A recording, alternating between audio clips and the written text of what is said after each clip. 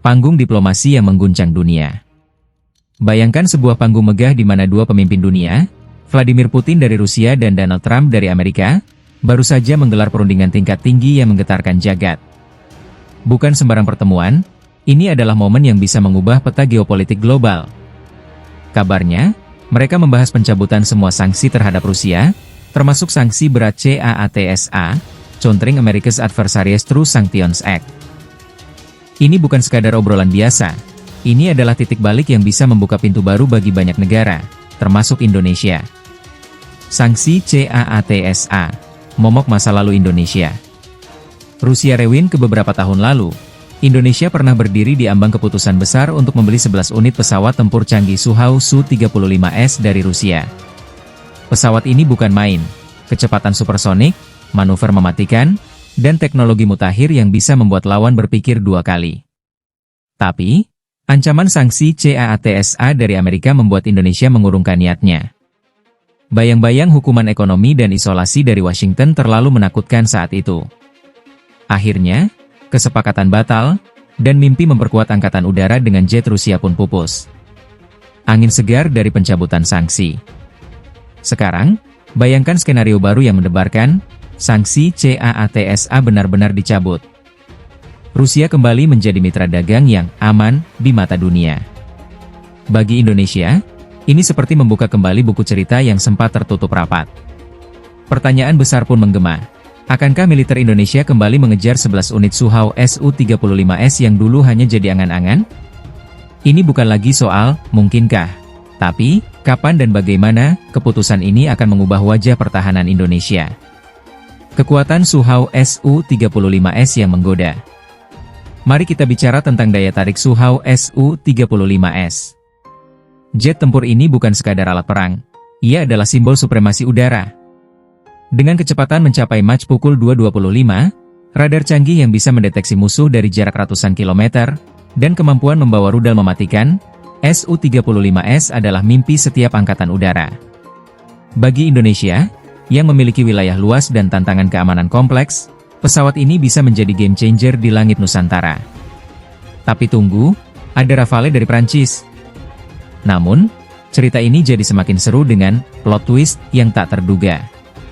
Indonesia baru saja menandatangani kesepakatan megah untuk membeli 42 unit pesawat tempur Dassault Rafale dari Prancis. Rafale juga bukan kaleng-kaleng, multirole, serbaguna, dan dilengkapi teknologi mutakhir yang membuatnya jadi primadona di Eropa. Dengan komitmen sebesar ini, apakah Indonesia masih punya ruang dan anggaran untuk mengejar Sukhoi Su-35S? Dilema ini membuat kita semua menahan napas. Strategi pertahanan Indonesia di persimpangan teluk persimpangan. Dinamika bayangkan Indonesia sebagai seorang jenderal hebat yang sedang menatap papan catur raksasa. Di satu sisi, ada Rafale yang elegan dan serbaguna, cocok untuk misi pertahanan modern. Di sisi lain, ada Sukhoi Su-35S yang gagah dan beringas, sempurna untuk menunjukkan otot di kawasan Asia Tenggara yang penuh dinamika. Membeli keduanya mungkin terdengar seperti strategi impian, tapi apakah realistis? Atau akankah Indonesia memilih salah satu untuk mendominasi langit? Faktor geopolitik yang menentukan. Jangan lupakan panggung besar di belakang layar, geopolitik. Jika sanksi CAATSA dicabut, Amerika mungkin tidak lagi menyetujui pembelian Sukhoi oleh Indonesia. Tapi, bagaimana dengan Prancis? Paris pasti ingin memastikan Rafale tetap menjadi bintang utama di arsenal Indonesia. Di sisi lain, Rusia akan berusaha keras menawarkan Su-35S dengan harga dan paket yang menggiurkan. Indonesia kini berada di tengah tarik-menarik kekuatan global, dan keputusannya akan menjadi sorotan dunia. Anggaran dan ambisi yang berbenturan. Tapi, sekarang, mari kita ke kenyataan yang lebih dingin, uang. Membeli 42 Rafale sudah menghabiskan anggaran perlindungan Indonesia dalam jumlah yang fantastis. Menambah 11 Sukhoi Su-35S berarti menambah beban finansial yang tak kecil. Tapi, bukankah keamanan tak ternilai harganya? Dengan wilayah maritim terbesar di dunia dan ancaman yang tidak pernah tidur, Indonesia mungkin tertarik untuk berinvestasi lebih demi masa depan yang lebih aman. Pertanyaannya, sampai mana ambisi ini bisa direalisasikan? Suara rakyat dan militer teluk militer. Bayangkan pula suara rakyat Indonesia yang ikut bergetar dalam diskusi ini. Ada yang bilang, kita butuh Suhao untuk menjaga martabat di mata tetangga. Ada pula yang berpendapat, Rafale sudah cukup, jangan boros. Sementara itu, militer Indonesia pasti sedang sibuk menimbang-nimbang.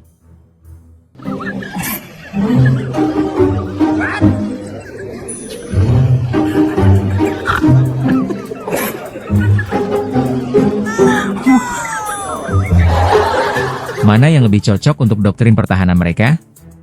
Apakah kombinasi Rafale dan Suhao bisa jadi formula kemenangan, atau justru bikin strategi jadi berantakan? Masa depan langit Nusantara. Su-35S akhirnya, kita sampai di babak penutup yang menakjubkan. Jika sanksi CAATSA benar-benar hilang, pintu bagi Suhao Su-35S kembali terbuka lebar. Indonesia punya kesempatan emas untuk membangun angkatan udara yang tak berkompetisi, menggabungkan aksi Rafale dengan keganasan Suhao. Tapi, semua tergantung pada keputusan besar di Jakarta. Apakah mereka akan berani melangkah ke arah ini, atau memilih fokus pada apa yang sudah ada? Satu hal yang pasti, langit Nusantara sedang menanti kisah epik berikutnya.